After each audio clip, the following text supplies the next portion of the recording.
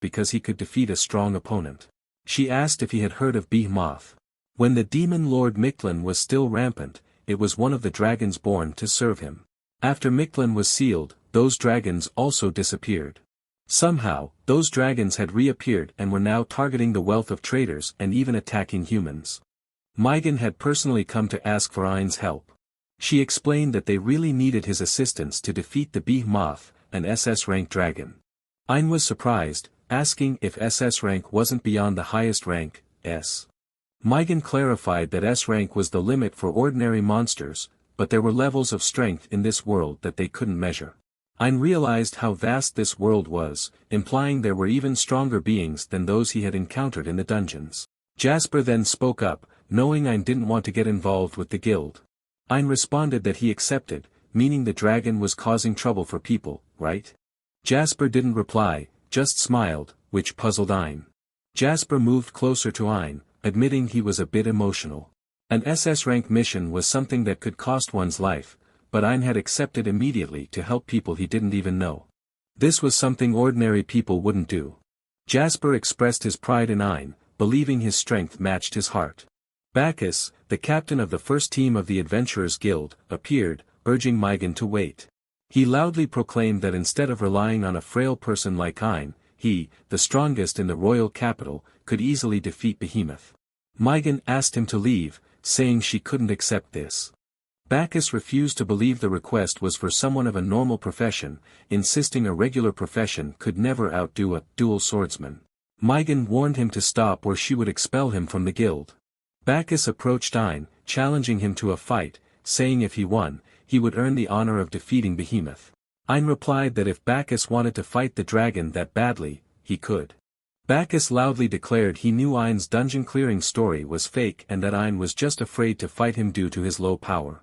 Ain, genuinely angry, replied that it was what Bacchus thought.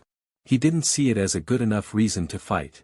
Bacchus attacked first, but Ain intended to knock him out without using full strength, yet Bacchus ended up crashing into a wall. Bacchus was surprised he had been defeated. Ain sighed in relief, thanking God that Bacchus was still alive. Mygan approached, apologizing on Bacchus's behalf. She explained that he was a good person but had gotten caught up in the pursuit of fame and glory. The tale of the ancient, immensely boring dragon, never acquainted with defeat, unfolds. This ancient dragon, crafted by the Demon King, had never met an adversary stronger than itself. Born with overwhelming power, it lived in a dull and peaceful world where no one could pose a threat to it. The dragon often wondered if there was a warrior strong enough to challenge it. Yet, it would always dismiss the thought, only to be met with disappointment from its unfulfilled expectations.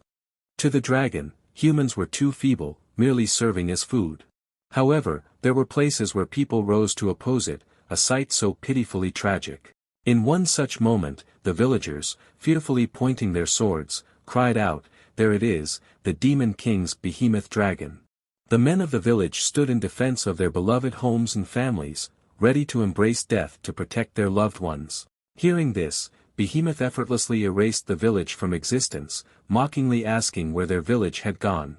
As the villagers lunged to attack, they were all knocked to the ground. Confused, they questioned what just happened, overwhelmed by the immense magical power. The dragon stated that what they witnessed was merely its breath, not even its true magic. The people were plunged into despair, realizing they had no chance of victory. Just then, Ain appeared, standing right in front of Behemoth. The curious dragon thought that surely this prey wouldn't just walk into its mouth.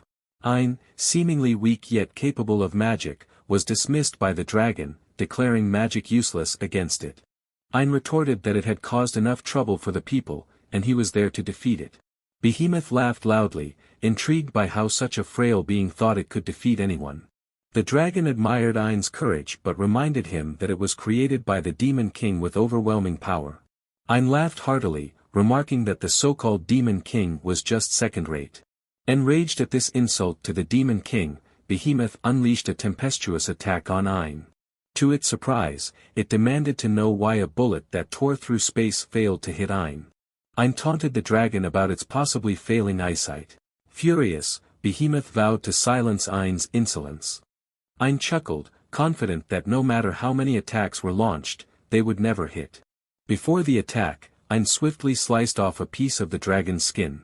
Behemoth screamed in disbelief, its skin as hard as orichalcum, yet Ein could cut through it. Ein replied that if that was the case, its defenses were quite weak. The dragon roared in frustration, questioning why it couldn't hit Ein, and then suddenly vanished. Behemoth re-emerged from the ground behind Ein, thinking that no matter how fast Ein was, if he couldn't predict the next attack, he couldn't dodge it. Behemoth shouted that its return to the ground marked Ein's end. After biting the ground where Ein stood, it laughed triumphantly, believing it had consumed Ein. Had you not raised a claw against me, perhaps you could have lived longer, it thought.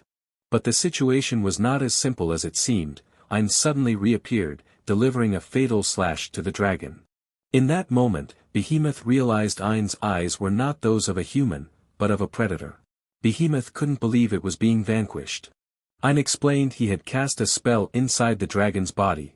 The dragon could absorb magic through its skin, but had no internal defenses.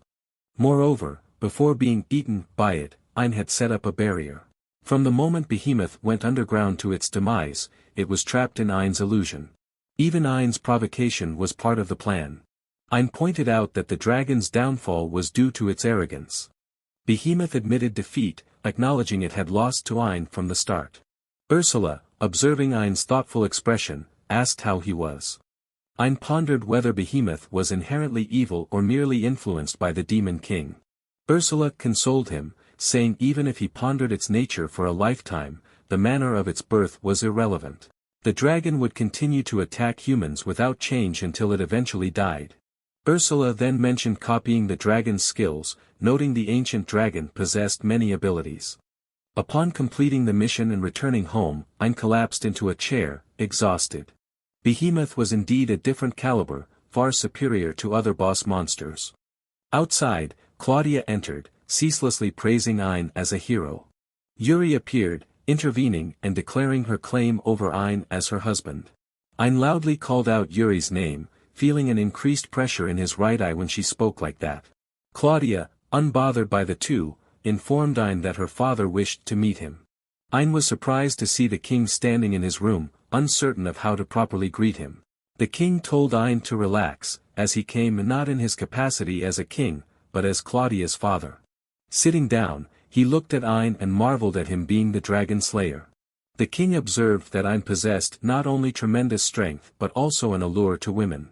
He expressed pride in his daughter's husband being such a renowned figure.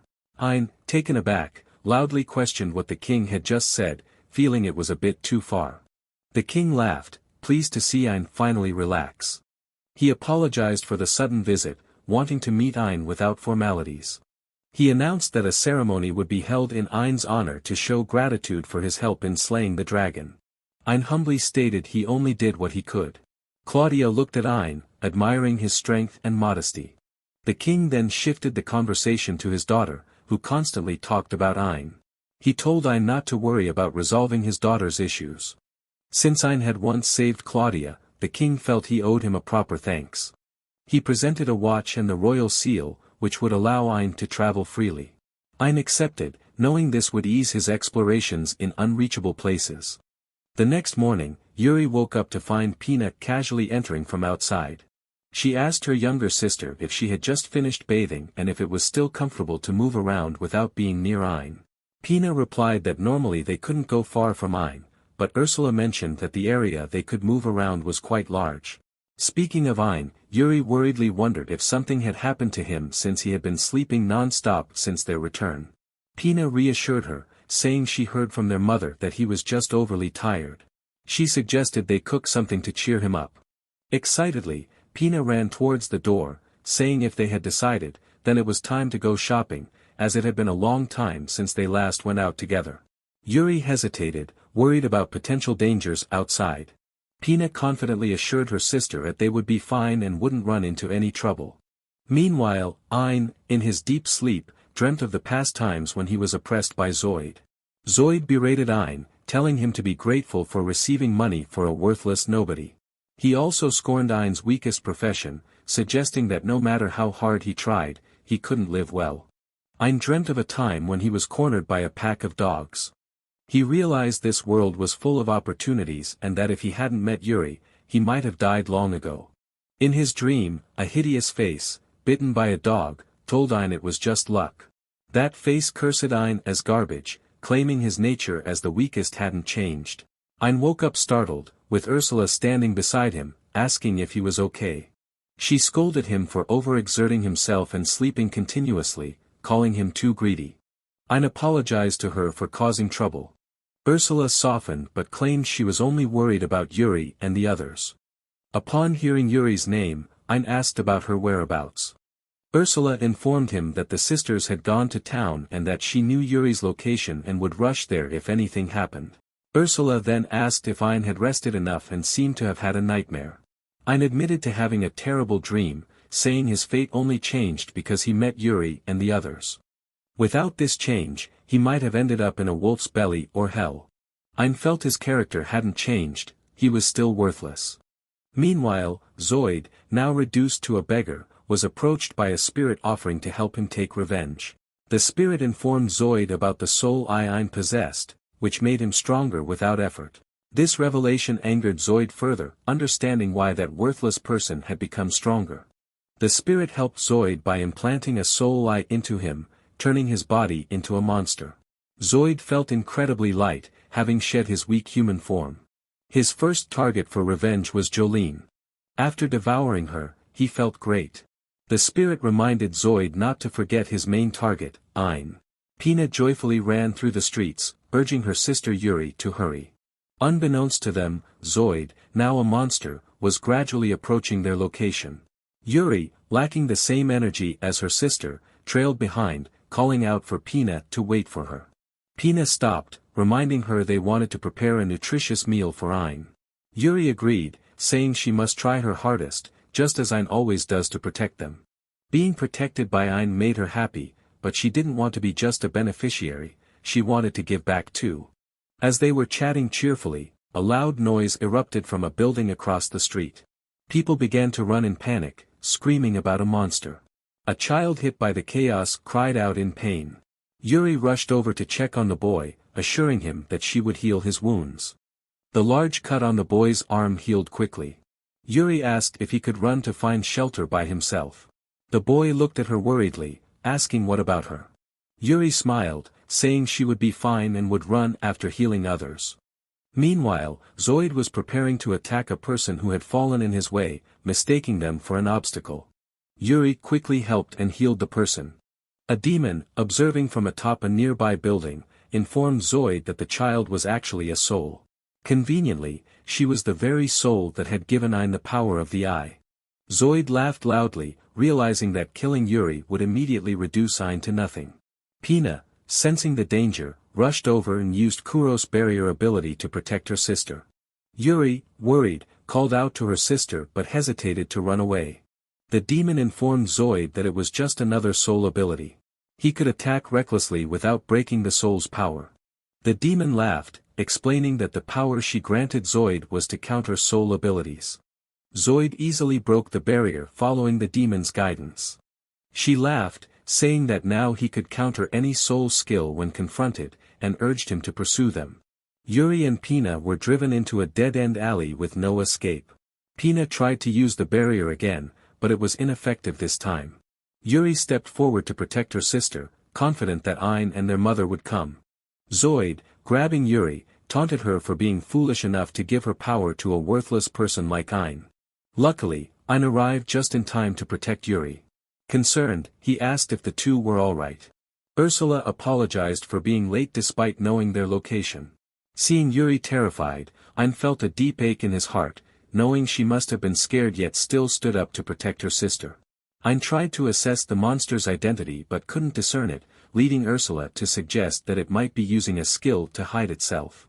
Despite several attempts, Ein failed, and the monster mockingly asked if that was all he could do, calling him a mere scavenger.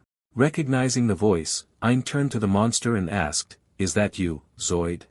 Laughing loudly, Zoid declared they were no longer on the same level, having evolved thanks to the divine protection of a soul. Ein wondered if this protection was similar to his own. Ursula reminded Ein to focus as an attack was coming. She scolded him for dodging, warning that he would be in trouble if he didn't fight back. Zoid boasted about his immense power, claiming Ein could have had the same strength but instead chose to be an oddity. Zoid questioned why Ein didn't use his power for personal gain, laughing that realizing the extent of his power made other desires seem trivial. Zoid continued, saying Ein, being similar to him, would understand. He accused Ein of wearing a mask of goodness, driven by a desire for revenge against those who had wronged him. Yuri stepped beside Ein, asserting he was not that kind of person, confidently stating that Ein was truly kind-hearted. Zoid mocked her, questioning how she could understand Ein's nature before she had empowered him. He dredged up Ein's past, stating that Ein had done many things to survive without self-respect. Zoid insisted that despite gaining some strength, Ein hadn't really changed. Ursula stepped forward, urging Ein to listen to her, affirming he had grown stronger not just physically, but his heart had matured as well.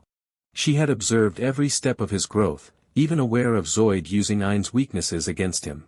Ursula emphatically reminded Ein of the numerous lives he had saved, questioning whether he had ever oppressed anyone since gaining his power. Isn't it true that you once said repaying Yuri is the most important thing? Ursula knows that the courage and kindness in you wasn't given by Yuri. It was already inside you from the beginning, and you've been honing your strength every day. Yuri steps forward to say that although Ein told her it was thanks to everyone that he became stronger, for her, Ein is the benefactor who helped her find her family. Yuri affirms that her fate changed because of Ein. Ein cries out, unsure if he really has become stronger. He has always hated this world, ruled by professions, especially because he couldn't change his own. With a weak profession, Ein felt feeble. He got stronger with Yuri and others, but that made him deny his true self. He only knew how to run and be selfish, but Yuri and everyone believed in him. Therefore, he needs to repay everyone. Ein must become someone they can rely on. Ein won't hesitate anymore, he will become strong to protect everyone. To repay their trust, Ein has become the strongest guardian. Ursula approaches, saying Ein has now perfectly awakened the power of the guardian. He can finally use 100% of the soul's power. She asks if he never found it strange that despite possessing a soul that can generate infinite energy, his mana never changed. Ein, puzzled, asks if that's really true. Ursula, touching her forehead, says Ein never realized he had become the soul's guardian. In fact, he even denied it, which is why he couldn't use Yuri's power. Zoid, going mad, screams that he also has power within him and then attacks Ein. But Ein easily catches his movement. Ursula, proudly, states that Ein can now use 100% of the soul's power, while Zoid only about 10%. Zoid yells for the soul to give him more power. Ein channels his anger and sorrow into a final attack on Zoid. Zoid reverts to human form, kneeling on the ground, asking why Ein would save him. Even after he tried to kill you time and again. Ein extends his hand towards Zoid, offering to help him up. Ein questions, can't I save others just because I'm weak? Or should I only be a servant if I'm weak? Ein tells him that from now on, he will no longer run away. He laughs and asks, if even I can change, why can't you? The first step for Zoid is just to take the offered hand, that alone would be enough. Zoid, finally shedding tears, grabs Ein's hand and stands up. Soldiers arrive to take Zoid away for attacking the royal capital. Ein knows Zoid is scum but believes he couldn't have gone far alone. He's sure someone exploited Zoid's weak heart and endowed him with the soul's power. That night, amidst the ruins of the damaged area, the demon giving Zoid power finally appears. She's pleased that the data collection on Ein's combat abilities is complete. The plan went exceedingly well. Not only that, but the damage was minimized because Ein arrived in time. She also saw her annoying little sister running around healing the injured. To her surprise, Zoid didn't die in the battle. Ein had combined Yuri's healing ability into his final sword strike, complicating things. Her expression changes as she calls out to Mictlan, vowing to resurrect him. Her main goal is to bring back the demon lord. She disappears into the night with a sinister smile. The battle ends, and Ein returns to his daily life. Yuri, shyly approaching Ein, asks if he could kiss her. Surprised, Ein replies that she shouldn't joke about that. Yuri insists she's serious, stating it's a soul contract between a soul and its guardian. Ursula explains, reluctantly, that although she doesn't want this, it's necessary. Until now, Ein was somewhat an apprentice guardian, and the bond between him and Yuri wasn't normal. That's why the magic